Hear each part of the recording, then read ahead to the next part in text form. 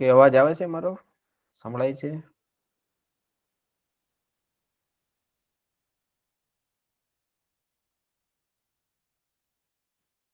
CLS Narukot એ અમારે Shamlaji.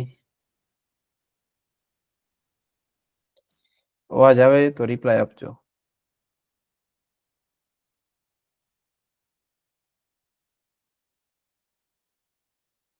Okay, ચલો તો સેશન સ્ટાર્ટ કરીએ આપણે.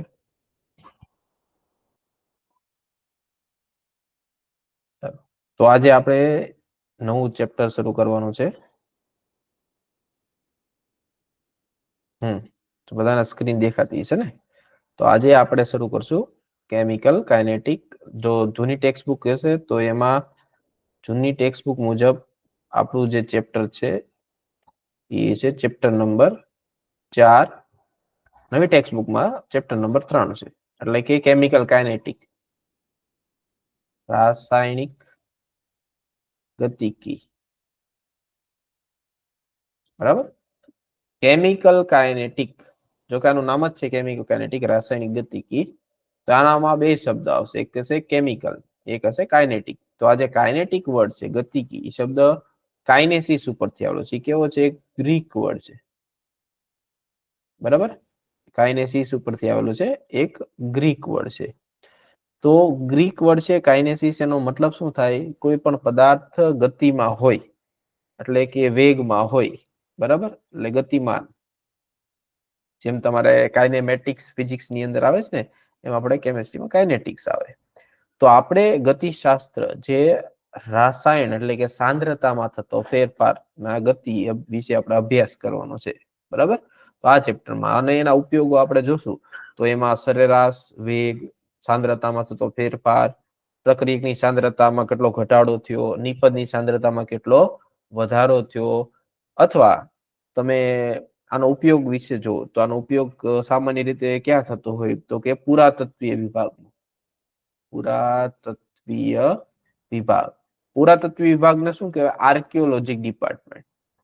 આર્કિયોલોજી ડિપાર્ટમેન્ટ નો મતલબ કે એનું કામ શું હોય? તો જૂના જૂના જે અવશેષો મળી આવતા હોય તો એના વિશે સંશોધન કરવાનું. જેમ કે તમે જો હડપ્પા સંસ્કૃતિ છે, અથવા તમે ધ મમ્મી જોયું, ઇજિપ્તના પિરામિડ છે, એમાંથી મળી આવે તો કેટલા વર્ષ પહેલા ના અવશેષ તમને મળી આવે, એ વિશે તમને માહિતી આપે. એની કાર્બન ડેટિંગ, કાર્બન 14, એને કહેવાય કાર્બન ડેટિંગ પદ્ધતિ, કાર્બન ડેટિંગ પ્રોસેસ. બરાબર, ઉદાહરણ તરીકે આનું એક અત્યારનું જે આપણે કરંટ યુઝ કરીએ છીએ, જેમ કે તમે જોયું છે ટીવીમાં CID આવે, CID માં ફોરેન્સિક લેબ આવે. બરાબર, તો એ ફોરેન્સિક લેબ વાળાનું કામ શું છે? તો કે માનો કે કોઈ જગ્યાએ કોઈક મૃત્યુ થઈ ગયું, ડેથ થઈ ગઈ, તો એ બોડી લાવવામાં આવે.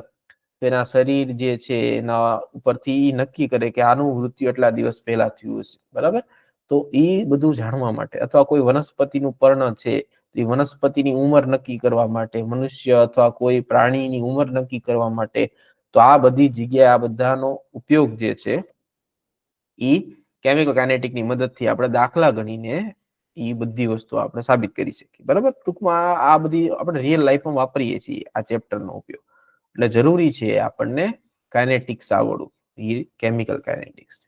તો સમજાઈ ગયું આખા ચેપ્ટરમાં આપણે શું કરવાનું છે ને? આપણે ખરેખર દાખલા ગણીને સાબિત કરવાનું છે. પછી રેડિયો સક્રિય પદાર્થો હોય તો રેડિયો સક્રિયમાં રેડિયો એક્ટિવિટી કેટલા વર્ષ સુધી રહે, જેમ કે યુરેનિયમ જેવા વિખંડન પામતા રેડિયો સક્રિય પદાર્થ વિશે પણ આપણે આમાં જોવાનું છે. બરાબર, તો રેડિયો સક્રિય પદાર્થ છે, કાર્બન ડેટિંગ પદ્ધતિ છે, અથવા આર્કિયોલોજી ડિપાર્ટમેન્ટ, તો આ બધી વસ્તુ છે, પુરાતત્વીય વિભાગ, તો આ બધી વસ્તુ જે છે એનો સમાવેશ આપણે આની અંદર કરવાનો છે. અને એના રિલેટેડ આપણે દાખલા ગણવાના છે. તમારું GUJCET, NEET, JE, Gujarat board બધે જ આવશે. પ્રથમ ક્રમની પ્રક્રિયા, શૂન્ય ક્રમની પ્રક્રિયા, અથવા પ્રક્રિયાના પ્રકારો વિશે આપણે જાણવાનું છે. બરાબર, બધી વસ્તુ આમાં આપણે સમાવેશ કરેલો છે. બરાબર, તો આપણે શરૂ કરીએ. રાસાયણિક ગતિકી. ઓકે, તો સૌ પ્રથમ મેં તમને કીધું એમ કાઇનેસિસ, કેમિકલ કાઇનેટિકમાં કાઇનેસિસ, કાઇનેસિસ નો મતલબ થશે ગ્રીક વર્ડ છે, એનો મતલબ થાય ગતિ, મુવમેન્ટ, હલનચલન થવું. બરાબર, જેમ કે ફિઝિક્સની અંદર શું હોય? ફિઝિક્સની અંદર આપણને દેખાય એ શું છે કે એક કાર છે, તો કોઈ ટ્રક હોય યા બાઇક હોય, તો એ ચાલે છે, તમને દેખાય કે આ ગતિમાં છે. તો એમાં તમે એની ઉપરથી દાખલા ગણી શકો કે વેગ બરાબર કારે કાપેલું અંતર છેદમાં તેના દ્વારા લાગતો સમય, બરાબર. પરંતુ તમે એની જગ્યાએ આપણે કેમેસ્ટ્રીમાં વિચારો તો કેમેસ્ટ્રીમાં ગતિ નથી થવાની. તમે કહો સર આમાં ગતિ કેવી રીતે? તો આમાં સાંદ્રતામાં ફેરફાર થવાનો છે, અથવા કોઈ એક રાસાયણિક પ્રક્રિયા આગળ વધે. આગળ વધે શું વધે? રાસાયણિક પ્રક્રિયા. જેમ કે તમને દેખાય છે શું છે, તો કે સેન્ડવિચ. સેન્ડવિચ નો બ્રેડ છે, તો થોડા સમય તમે રાખી મૂકો, તો મતલબ કે તમે 2 દિવસ રાખી મૂકો, શું થશે? તો એની પર ફૂગ વળી જશે, એ શું થશે? સડી જશે, અથવા એનું વિઘટન થશે, બરાબર. તો એક પ્રકારનું ઓક્સિડેશન થયું કહેવાય એનું. તો ઓક્સિડેશન થી પદ્ધતિ દ્વારા શું થાય આપણને ખબર પડે. તો એમ આની અંદર થાય શું? તો કે રાસાયણિક પ્રક્રિયામાં પ્રક્રિયકના અણુ એકબીજા સાથે જોડાય અને નિપજમાં રૂપાંતર કરશે, બરાબર. સિમ્પલ લોજિક છે. ઓકે, તો આ એનો મતલબ છે, બીજો કઈ નથી. મુવમેન્ટ એટલે તમને ફિઝિક્સના ઓલાથી તમે સમજો તો એક ગતિમાન પદાર્થ, પણ કેમેસ્ટ્રીમાં કેમ ગતિ કરે? તો કેમેસ્ટ્રીમાં અણુઓ એકબીજા સાથે અથડાય નિપજમાં રૂપાંતર પામે ત્યારે આપણને જોવા મળે. અહીંયા આ રાસાયણિક પ્રક્રિયા છે, બ્રેડ નું બગડવું, એનું ઓક્સિડેશન થયું કહેવાય. તમે સફરજનને કાપો તો એની જે ઉપરની પરખ હોય લાલ રંગની થઈ જાય. શું કામ? કારણ કે ઉપરની સપાટી હવાના સંપર્કમાં આવે એટલે એનું ઓક્સિડેશન થયું કહેવાય, બરાબર. વાત કરવાની છે આપણે રેટ ઓફ રિએક્શનની, પ્રક્રિયાના વેગ, બરાબર. રેટ ઓફ રિએક્શન, પ્રક્રિયાનો વેગ અથવા પ્રક્રિયાના દરની. તો આ ચેપ્ટરમાં આપણે કોનો અભ્યાસ કરવાનો છે?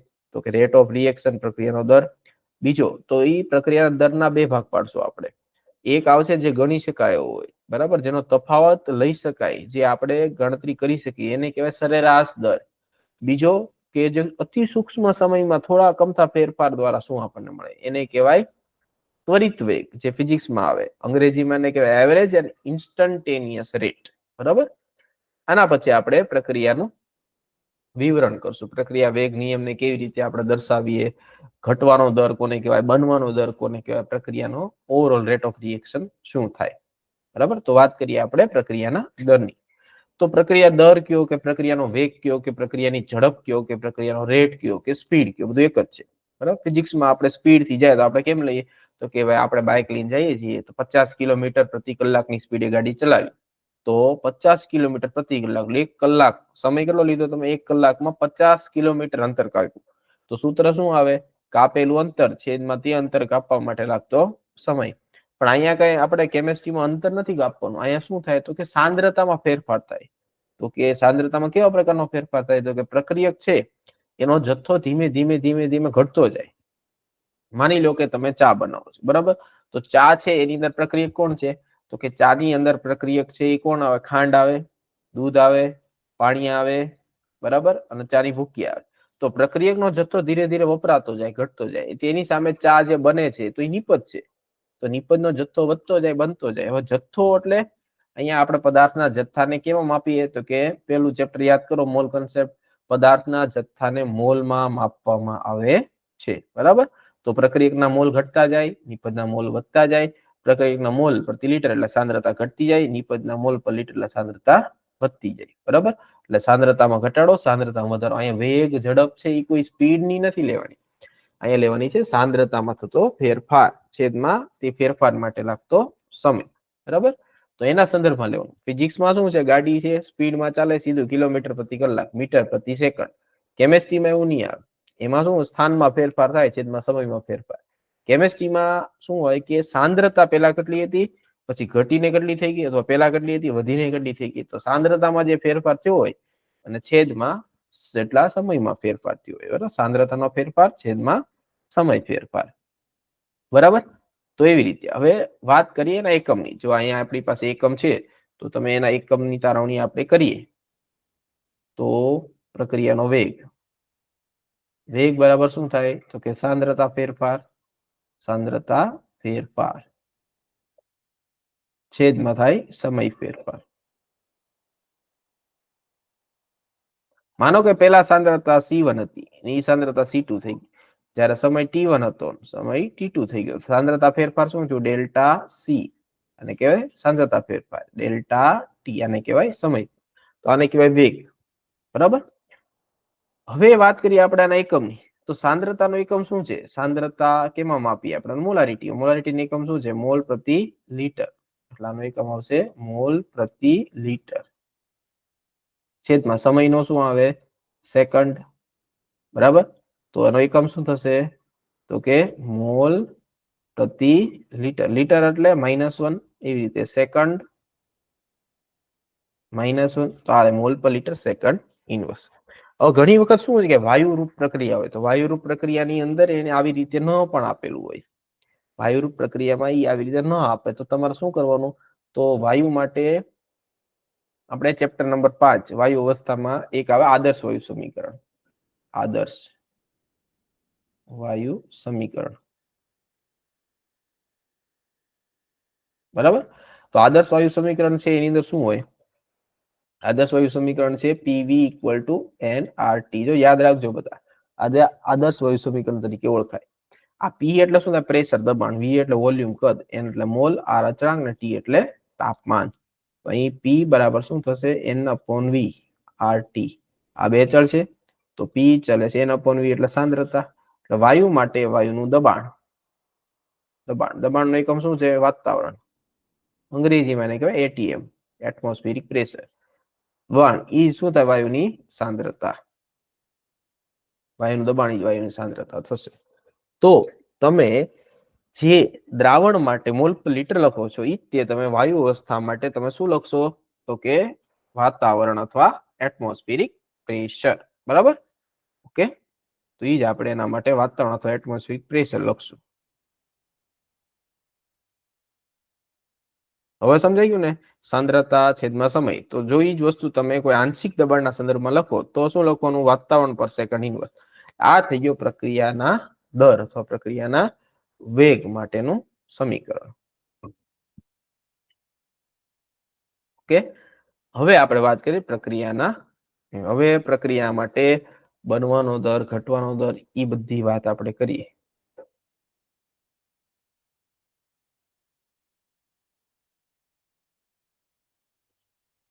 ચલો, પ્રક્રિયાનો દર. હવે બે વસ્તુ આવે, એક આવશે પ્રક્રિયક, એક આવશે પ્રક્રિયક, બરાબર. એમાંથી શું બનશે તો કે નિપજ. પ્રક્રિયકને અંગ્રેજીમાં શું કહેવાય, પ્રક્રિયકને અંગ્રેજીમાં કહેવાય રિએક્ટન્ટ, રિએક્ટન્ટ. નિપજને અંગ્રેજીમાં શું કહેવાય તો એને કહેવાય પ્રોડક્ટ. રિએક્ટન્ટ એટલે એનો પેલો આપણે અક્ષર લેશું આર, એમાંથી નિપજ એટલે પ્રોડક્ટ બનશે, પેલો અક્ષર આવશે પી, બરાબર. એટલે આપણે પ્રક્રિયા આવી રીતે લખશે, જો તમે પાઠ્યપુસ્તક ખોલશો ને એમાં લખ્યું છે આર થી પી તરફ પ્રક્રિયા જાય, એટલે આર એટલે રિએક્ટન્ટ એટલે કે પ્રક્રિયક થી નિપજ તરફ.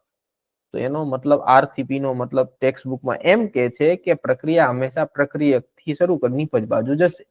ચા બરાબર બનાવી છે તો ચા નિપજ છે, તો ચા પેલા શું હોય તમારી પ્રક્રિયક હોય, તો કે ખાંડ હોય, ચાની ભૂકી હોય, પાણી હોય, દૂધ હોય, તો એમાંથી નિપજ તરફ જાય એટલે ધીરે ધીરે ચા બનવાની શરૂ થાય, બરાબર. તો હવે એના સંદર્ભમાં આપણે લખીએ, એટલે શરૂઆત છે ને આવી રીતે આમ લખીને કરશે આર થી પી તરફ, એટલે પ્રક્રિયક થી નિપજ તરફ. થાય શું, એક સિમ્પલ લોજિક, બરાબર. તો તમારી પાસે માનો કે એક ડબ્બો ખાંડ છે, તમારી પાસે દૂધ છે, તમારી પાસે ચાની ભૂકી છે, પાણી છે, તો તમે એ બધું પેલા ધીરે ધીરે ધીરે ધીરે એમાંથી વાપરતા જાઓ, તપેલી ગરમ કરો, ચા બનતી જાય. એટલે કે પ્રક્રિયકનો જથ્થો ધીરે ધીરે ઘટતો જાય, નિપજ ધીરે ધીરે બનતી જાય, ચા બને, ચાનો જથ્થો વધે, ધીરે ધીરે પ્રક્રિયકની સાંદ્રતા, જથ્થો એટલે મોલ, મોલ એટલે મોલ પ્રતિ લીટર સાંદ્રતા, એટલે પ્રક્રિયક જે છે એની સાંદ્રતા ધીરે ધીરે ઘટતી જશે, નિપજની સાંદ્રતા વધતી જશે, બરોબર.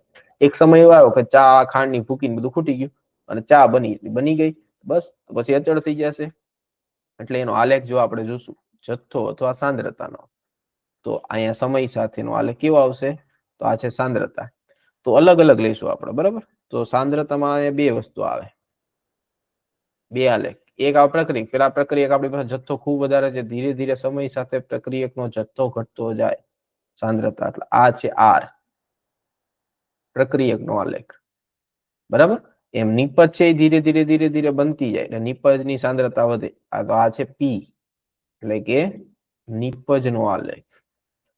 પ્રક્રિયકની સાંદ્રતા ઘટતી જાય, જથ્થો ઘટે છે, નિપજની સાંદ્રતા વધતી જાય, જથ્થો વધે. હંમેશા યાદ રાખજો કે જેનો જથ્થો વધે, સાંદ્રતા વધે છે, તો ઈ છે આપણી નિપજ.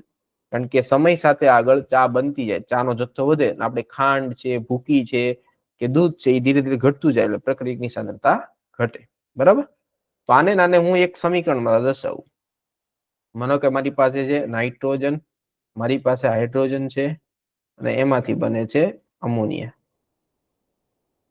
બરાબર? તો આમાં થાય શું? પ્રક્રિયક કોણ છે, નિપજ કોણ છે? બરાબર? તો આમાં પ્રક્રિયક ને નિપજ કોણ કોણ છે?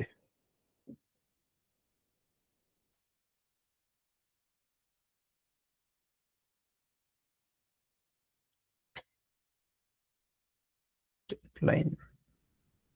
ઓકે. તો આ બાજુ હું સાંદ્રતા રાખું, આ સમય રાખું. બરાબર? તો આ છે આપણા પ્રક્રિયક.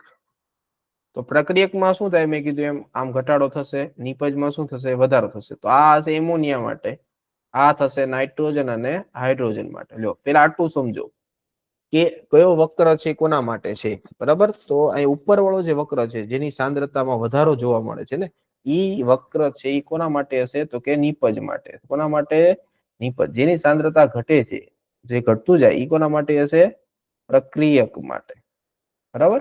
તો નાઇટ્રોજન હાઇડ્રોજન છે પ્રક્રિયક, જેની સાંદ્રતા ઘટશે, નિપજની સાંદ્રતા વચ્ચે. આગળ હું તમને વાત કરીશ કોણ વધારે વધે, કોણ વધારે ઘટે, સહગુણક ઉપર આધાર રાખે. એક છે 1 ગણું, 3 ગણું ને 2 ગણું. બરાબર? એ ડિટેલમાં જોશું, પણ પેલા આટલું પેલા તમે છે એટલું સેપરેટ કરો, મગજમાં ફિક્સ કરો કે આમાં પ્રક્રિયક કોણ, નિપજ કોણ. પ્રક્રિયક નો ગ્રાફ નીચે જશે, ઘટતો જશે, નિપજ નો ગ્રાફ ઉપર જશે, વધતો જશે. બરાબર? એવી રીતે તમે હવે આપણે વેગની વાત કરીએ. બરાબર? સાંદ્રતા સાથે વેગ. તો એક ઉદાહરણ હું તમને આપું. વેગ માટે આપણે વાત કરીએ તો અહીંયા વેગ બરાબર થશે સાંદ્રતામાં થતો ફેરફાર, સાંદ્રતામાં વધારો થઈએ કે ઘટાડો થઈએ કે આધાર રાખે પ્રક્રિયક છે કે નિપજ. એટલે હું લખું ફેરફાર, ફેરફાર છેદમાં સમય ફેરફાર, સમય ફેરફાર. બરાબર? સાંદ્રતામાં ફેરફાર છેદમાં સમય ફેરફાર. આધાર રાખે કે પ્રક્રિયક છે કે નિપજ. તો પેલું હું લખું માત્ર પ્રક્રિયક માટે, આપણે લેશું પ્રક્રિયક માટે. તો ઈ પેલા તો વેગ છે એના પ્રકાર આવે. તો ઈ કયો વેગ મેળવો તમારે? બરાબર? ઈ પેલા વાત આવે કે આપણે જે પ્રક્રિયા ભણીએ છીએ પ્રક્રિયાના પ્રકારો વિશે. બરાબર? તો ઈ પેલા થોડા પ્રક્રિયાના પ્રકાર વિશે આપણે જોઈ લઈએ કે પ્રક્રિયાના કેટલા પ્રકાર હોય, પછી આપણે આની વાત કરશું. બરાબર?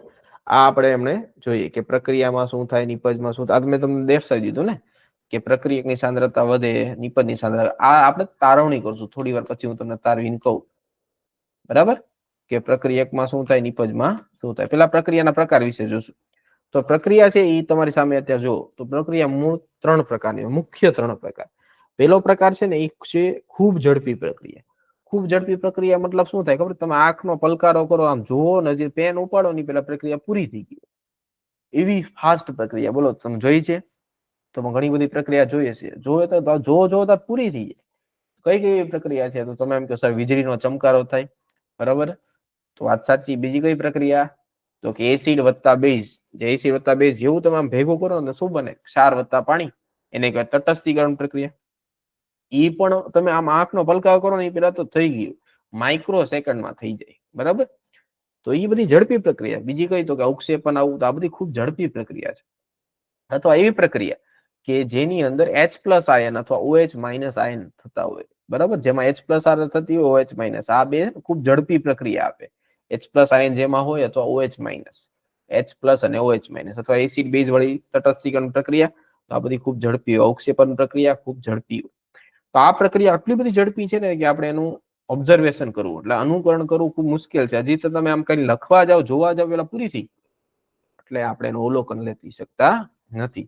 બરાબર? અને એક બીજી પ્રક્રિયા, બીજી કઈ છે? તો ખૂબ ઝડપી પ્રક્રિયા, એમ ખૂબ ધીમી પ્રક્રિયા હોય. ખૂબ ધીમી પ્રક્રિયા એટલે વર્ષો ચાલે એ પ્રક્રિયા, ખૂબ ધીમી ધીમી. જેમ કે તમે જો તો ધીમી પ્રક્રિયામાં કોઈ આથવણ આવે, કોહવાટ આવે, વિઘટન આવે લાંબા ગાળા દરમિયાન.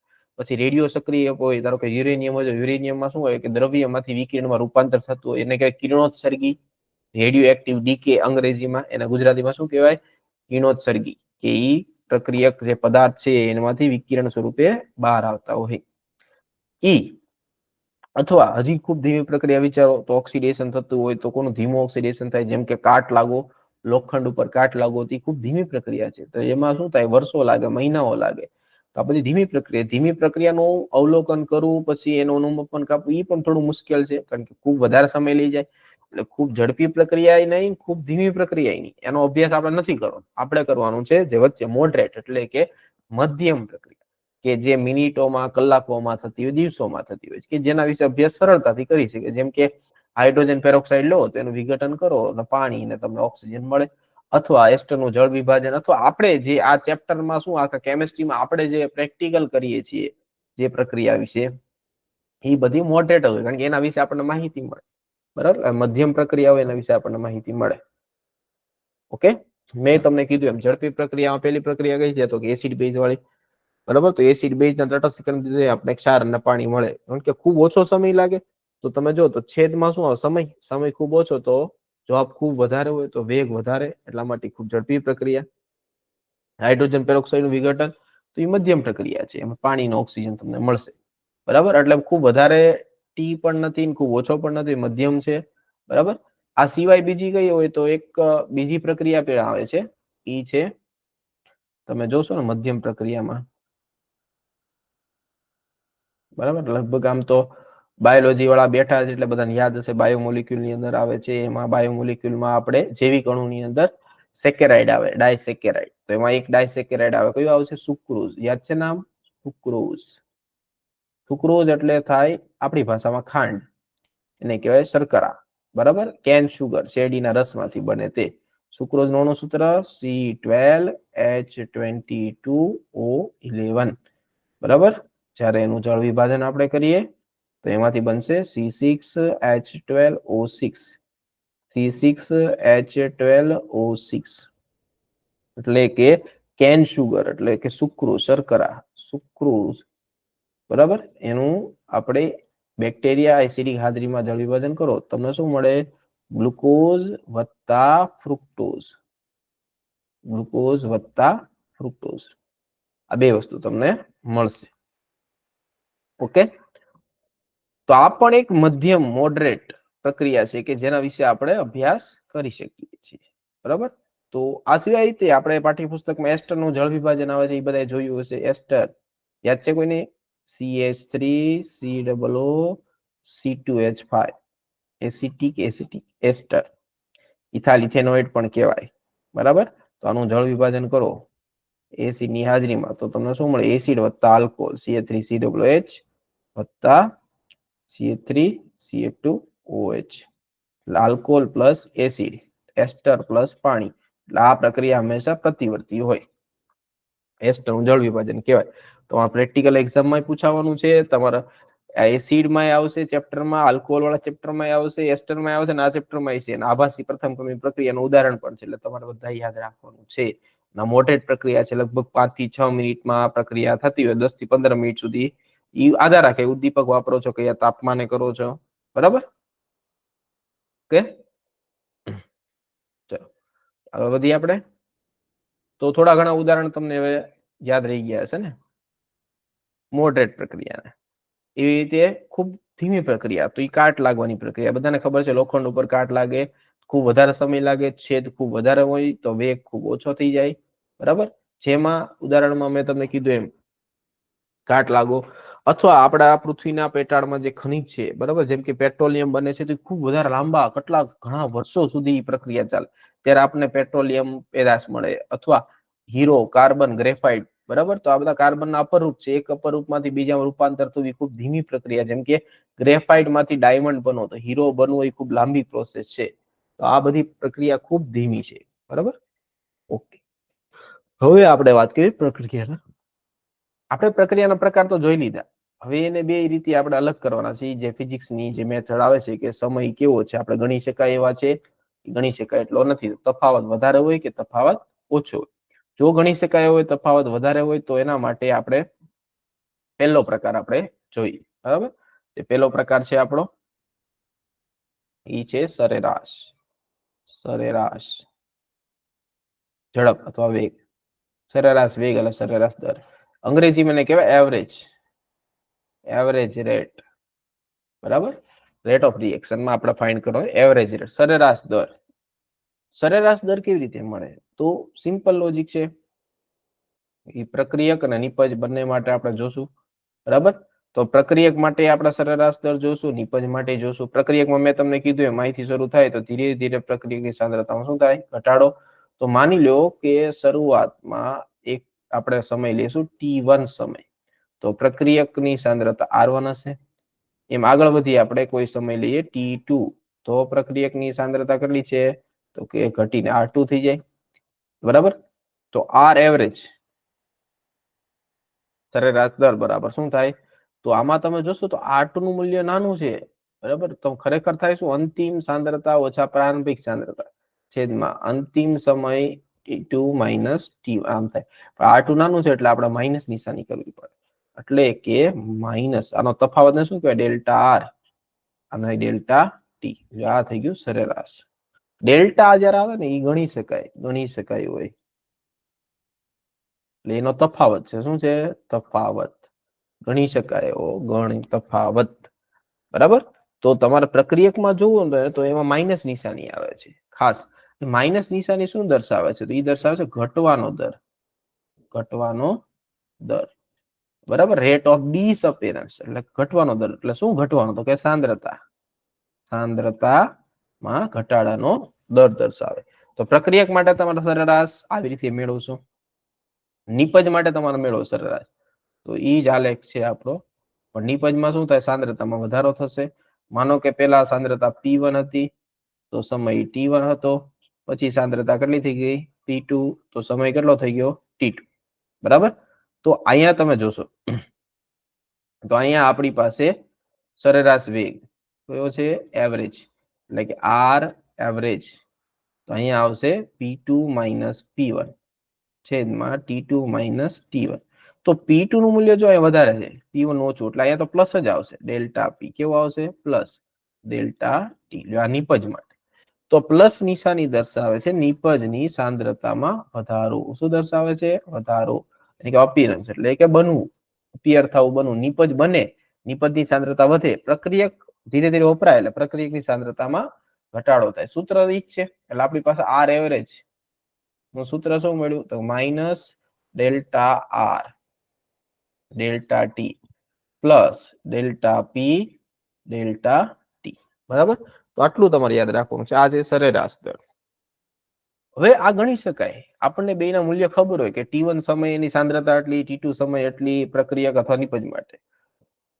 પરંતુ આ જે તફાવત છે બે વચ્ચેનો, એ ખૂબ નાનો લેવામાં આવે તો, એટલે કે હું જો T2 અને T1 વચ્ચેનો તફાવત છે એને શું કહીશું આપણે? Delta T. ડેલ્ટા ટી એટલું મૂલ્ય ખૂબ નાનું હોય, તફાવત સાવ ઓછો, એટલે કે 0 થી નજીક હોય, એને કહેવાય ડેલ્ટા ટી ટેન્ડ્સ ટુ 0. તો જ્યારે આપણે કોઈને ઓછા તફાવત માટે આમાં કન્સિડર કરીએ, તો જેમ કે આપણે સરેરાશ વેગ હતો, તો સરેરાશ દર અને કહેવાય R એવરેજ, બરાબર. અને આ માટે આપણે જ્યારે ડેલ્ટા ટી ટેન્ડ્સ ટુ 0 તરફ આપણે જઈએ, તો આ જે એની કન્વર્ટ કેમાં થઈ જાય? તો કે R ઇન્સ્ટન્ટેનિયસ, એને કહેવાય ત્વરિત દર અથવા ત્વરિત વેગ. તમે ફિઝિક્સમાં એવું ભણ્યા હશો, ત્વરિત, ઇન્સ્ટન્ટેનિયસ, બરાબર. એટલે જ્યાં તફાવત સમયનો ખૂબ સૂક્ષ્મ હોય, સૂક્ષ્મ તફાવત હોય, એટલે ડેલ્ટા ટી નું મૂલ્ય 0 તરફ જતું હોય, 0 નહીં લેવાનું, 0 તરફ જતું હોય, તફાવત ખૂબ નજીવો હોય, ત્યારે આપણે ઇન્સ્ટન્ટેનિયસ નો ઉપયોગ કરતા હોઈએ છીએ, બરાબર. તો એ જ વસ્તુ આપણે પ્રક્રિયક માટે ફરીવાર તારવીએ. તો પ્રક્રિયક માટે આપણી પાસે આ રીતનો આલેખ હતો, બરાબર. અહીંયા સાંદ્રતા હતી, બરાબર. અહીંયા સમય હતો. ઓલામાં શું હતું? બે અલગ અલગ સમય વચ્ચે તફાવત ખૂબ વધારે હતો. અહીંયા હું એક જ લાઈન ખેંચું છું, આ માત્ર એક. નાનો એવો તફાવત છે ને ડીટી કહેવાનો. જયારે સૂક્ષ્મ તફાવત હોય ને તો ત્યાં ડિફરન્શિએટ, વિકલન જેટલું તમારે નાનું એવું ટુકડો લેવો. અને આ જે લાઈન દેખાય છે આ બાજુ, સાંદ્રતામાં ફેરફાર, એ પણ ખૂબ સૂક્ષ્મ છે, ડીઆર જેટલો. ઘટાડો થાય એટલે માઇનસ. તો અહીંયા આર, ઓલો જે એવરેજ હતો એની જગ્યાએ શું આવી ગયું? ઇન્સ્ટન્ટેનિયસ, બરાબર. તો અહીંયા થઈ જશે માઇનસ ડીઆર બાય ડીટી. જો ડી લખવામાં આવે, આ ડી, એનો મતલબ સૂક્ષ્મ, અતિ સૂક્ષ્મ ફેરફાર હોય. કેવો? અતિ સૂક્ષ્મ ફેરફાર. તો તમારે શું કરવાનું કે જે જગ્યાએ પોઈન્ટ હોય એ જગ્યાએથી તમારે સ્પર્શક દોરવાનું. શું દોરવાનું? અહીંથી આમ સ્પર્શક એટલે ખબર પડે ને, ટેન્જન્ટ. સ્પર્શક, ટેન્જન્ટ લેવાનું સ્પર્શકની દિશામાં તમારે. પછી આ પોઈન્ટે તમારે વિકલન કરવાનું છે. તો આ પ્રક્રિયક માટે એ જ વસ્તુ તમે જો નિપજ માટે આલેખ દોરશો. નિપજમાં વક્ર આવો હતો, તો કોઈ એક બિંદુ કન્સિડર કરી દો, તો એ બિંદુ તમે સ્પર્શક લેવાનો, તો એ બે બિંદુ જે તમને મળે, આ આવશે ડીટી, આ મળશે ડીપી. બરાબર? આ પ્રોડક્ટ માટે છે નિપજમાં. તો આ ઇન્સ્ટન્ટેનિયસ તમને કયું મળશે? તો કે ડીપી બાય ડીટી. થઈ ગયું? સૂક્ષ્મ ફેરફાર. અહીંયા પ્લસ આવશે, અહીંયા માઇનસ. તો એટલો ફેર છે. જ્યારે અતિ સૂક્ષ્મ ફેરફાર લો તો ત્યાં તમારે ઇન્સ્ટન્ટેનિયસ એટલે કે ત્વરિત લેવાનો, એટલે કે ત્વરિત દર. ઓલામાં શું હતું? એવરેજ એટલે કે સરેરાશ દર. તો આ બે વચ્ચે તફાવત ખબર પડી ગઈ.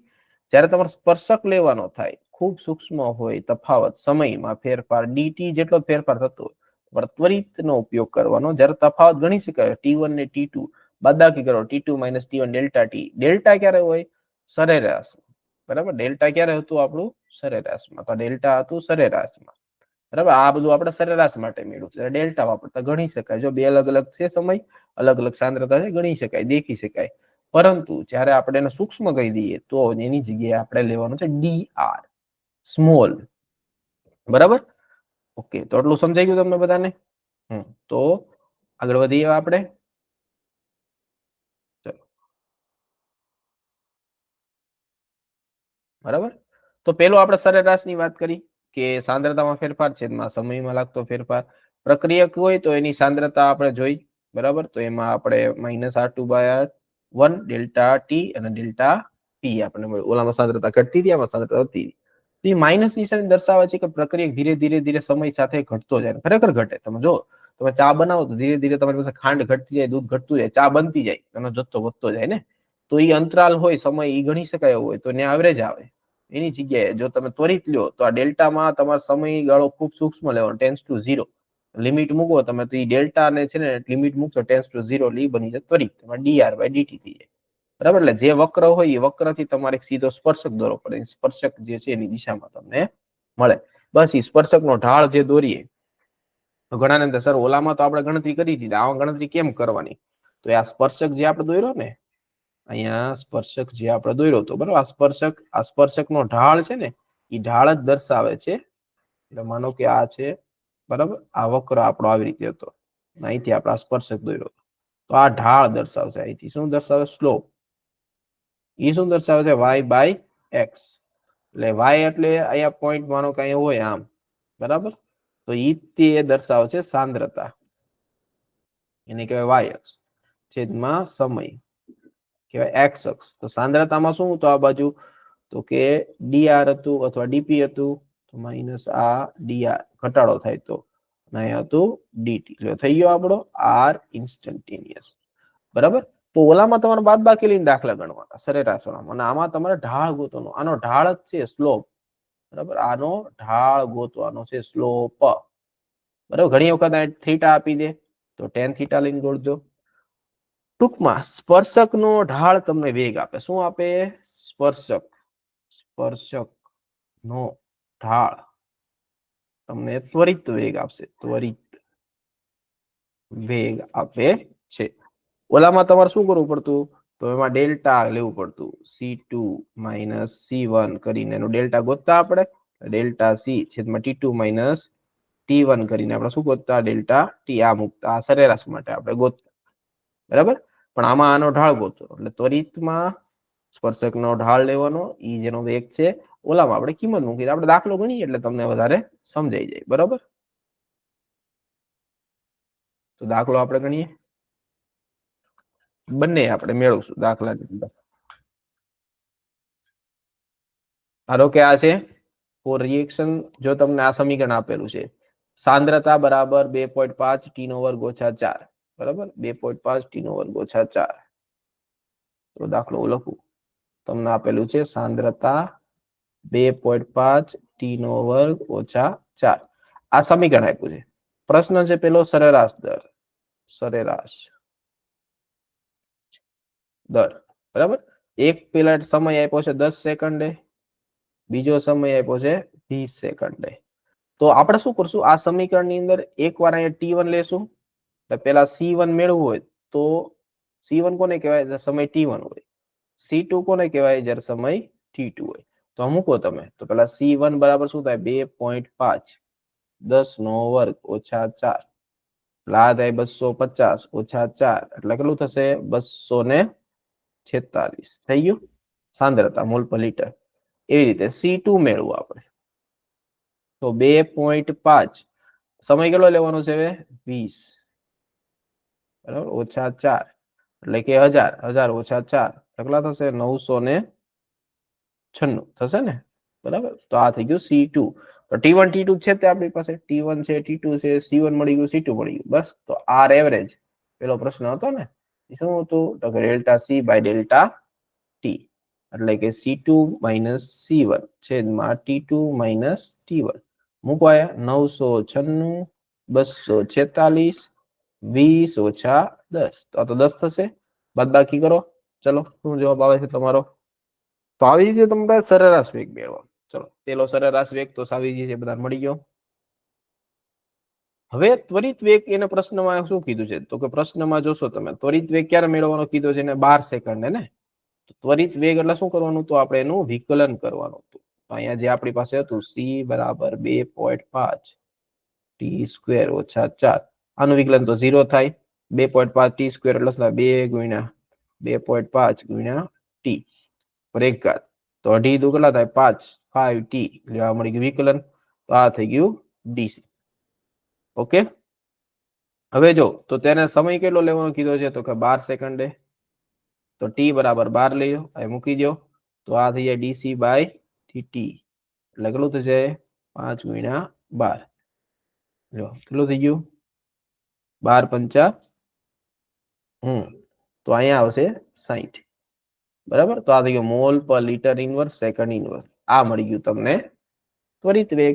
આવી રીતે ત્વરિત વેગ મેળવવાનો, બરાબર. તમારે શું કરવાનું છે, આનું વિકલન. શું કરવાનું છે, વિકલન શીખજો. વિકલન થોડુંક તો તમને આવડું જોશે, બરાબર. ફિઝિક્સમાં આવે જ છે તમારે, બી ગ્રુપ વાળા ભલે છો તમે, થોડુંક તો તમને આવડું જોઈએ. તો આવી રીતે તમે ત્વરિત વેગ મેળવી શકો, અને તમે આવી જ રીતે પાછા સરેરાશ વેગ મેળવી શકો. તો તમારી પાસે છે શરૂઆતનો સમય પેલા 10 સેકન્ડ કીધો, પેલા સૂત્રમાં 10 મૂક્યા, તો C1 મળી ગયું 246, બીજામાં 20 મૂક્યા તો 996, બરાબર. આવી રીતે delta C by delta T આપણે કર્યું, તો ઉપર સાંદ્રતાનો ફેરફાર છે, એમાં સમય ફેરફાર મળી ગયા આપણને 75. આ થઈ ગયો સરેરાશ દર. બીજો પ્રશ્ન એને શું પૂછ્યો, ત્વરિત વેગ વાળો. ત્વરિત વેગમાં આપણે કેટલું મૂક્યું, 12 સેકન્ડ. તો 12 સેકન્ડમાં આપણે મૂકીએ 2.5 T² નું વિકલન કર્યું T ની સાપેક્ષે, તો 5T મળ્યું. હવે T ની જગ્યાએ કિંમત મૂકો 12 60. ઓકે, ચલો તો દાખલો સમજાઈ ગયો ને. તો આવી રીતે તમને પ્રશ્ન પૂછશે, બરાબર. હવે વાત આવે છે કે આ પ્રક્રિયાને દર્શાવવાની પદ્ધતિ, એક્સપ્રેશન રેટ ઓફ રિએક્શન, પ્રક્રિયાને કેવી રીતે આપણે દર્શાવવું, બરાબર. આ ખાસ યાદ રાખજો, પ્રક્રિયાને કેમ દર્શાવવું. તો પેલા હું તમને છે ને આ ડાયરેક્ટ પ્રક્રિયા પેલા હું તમને થોડું ABCD શીખવાડું, એટલે તમને સમજાઈ જાય.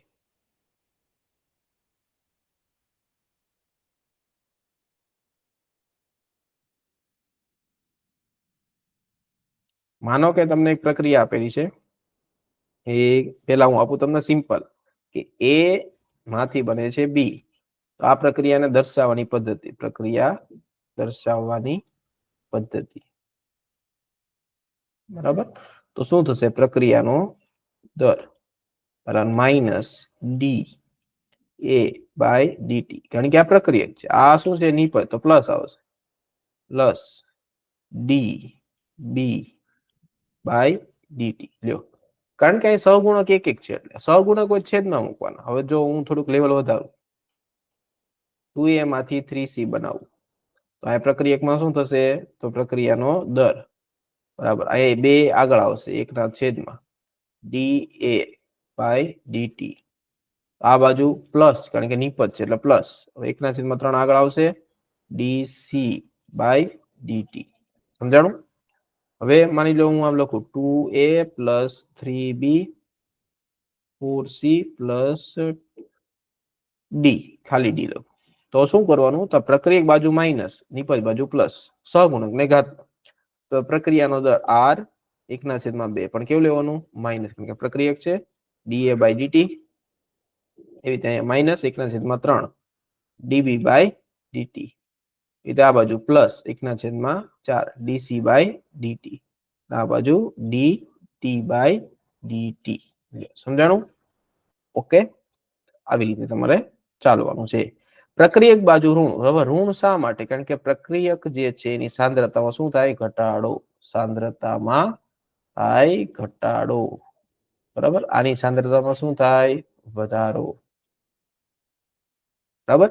તો આને કહેવાય રેટ ઓફ ડિસઅપિયરન્સ અને રેટ ઓફ અપિયરન્સ કહેવાય. એટલે કે આ ઘટવાનો દર, ઘટવાનો દર, શું કહેવાય? બનવાનો દર, બનવાનો દર, બરાબર. હવે હું તમને આની ઉપરથી ખરેખર આપણા કેમેસ્ટ્રીના જે ઉપયોગ છે N2+3H2, આમાંથી બને છે 2NH3, એની ઉપર લઈ જાઓ તો આ પ્રક્રિયક છે એ ઘટે, બરાબર. આ ઘટે અને આ નિપજ છે એ શું કરે? બને, કારણ કે આ નિપજ છે. તો આને હું કેવી રીતે દર્શાવતો? Overall rate of reaction. તો આ સહગુણક કાંઈ નો એટલે માઇનસ 1/1 તો dN2/dt. એકલા છે 3 તો માઇનસ 1/3 dS2/dt, ને આ બાજુ પ્લસ 1/2 dNH3/dt. શું કામ ત્યાં પ્લસ છે? કારણ કે નિપજ છે, બરાબર. હવે આને કહેવાય પ્રક્રિયાનો દર. તો પ્રક્રિયાનો દર બરાબર નાઇટ્રોજનના ઘટવાનો દર. તો આ પ્રક્રિયાનો દર R બરાબર શું થાય? તો કે નાઇટ્રોજનના ઘટવાનો દર, ઘટવાનો દર બરાબર 1/2 હાઇડ્રોજનના ઘટવાનો દર, ઘટવાનો દર બરાબર 1/2 અમોનિયાના બનવાનો દર, બનવાનો દર, બરાબર. આવી રીતે. તો આવી રીતે તમે એનું નિરૂપણ કરી શકો છો. ઓકે, યાદ રાખજો.